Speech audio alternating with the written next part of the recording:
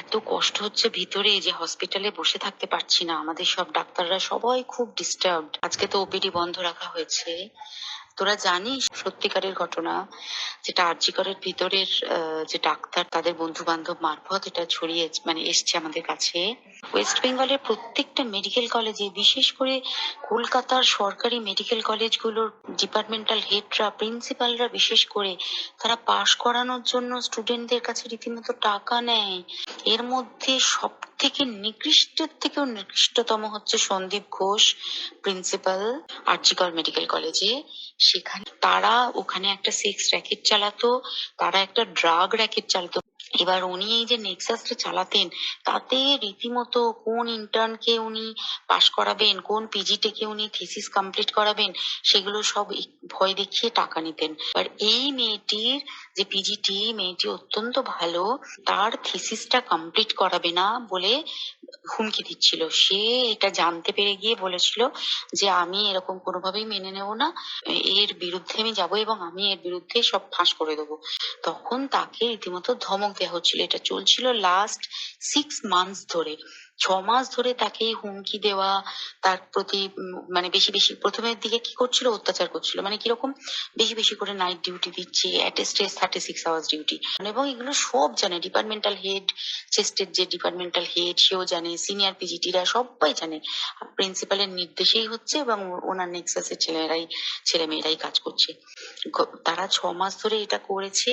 করার পরও যখন ওকে আটকাতে পারেনি, তখন কি করেছে, ওই দিনকে ওরা ঠিক করেছে যে দিনটাতে এই ঘটনাটা ঘটেছে। প্রত্যেক দিনই 4 তলার আরো অনেকেই যারা সিনিয়র পিজিটি বা জুনিয়র পিজিটি, তারা কিন্তু বিশ্রাম নিতে যেত, অনেকেই ওই ঘরে যেত।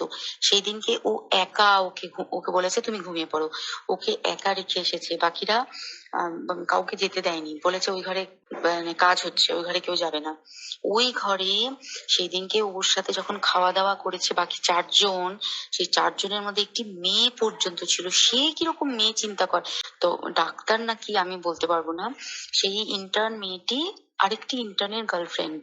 তো তার সাথে ওই পিজিটি মেয়েটির প্রচুর ঝগড়া হয়েছে।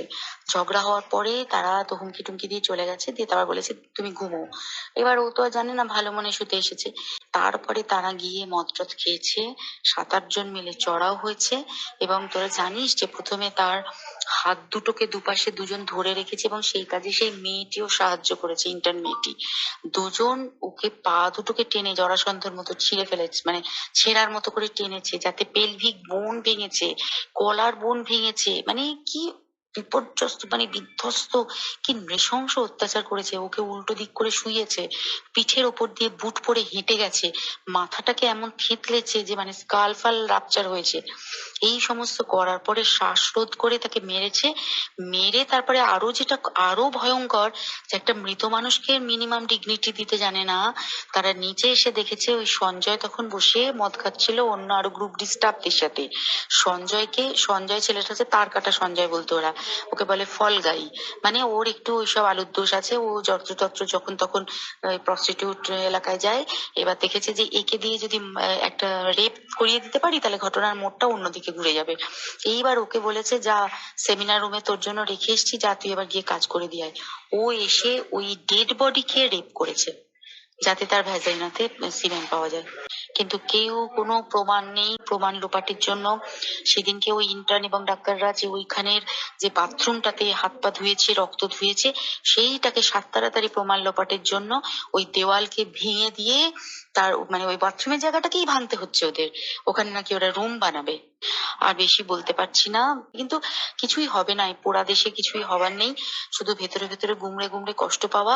আর আগামী প্রজন্মের যে ডাক্তাররা বেরোবে, তারা যে ইন্টার্ন বা পিজিটি বা যাদের কাছে আমরা যাব ভবিষ্যতে, তারা কি ডাক্তার নাকি আমি জানি না।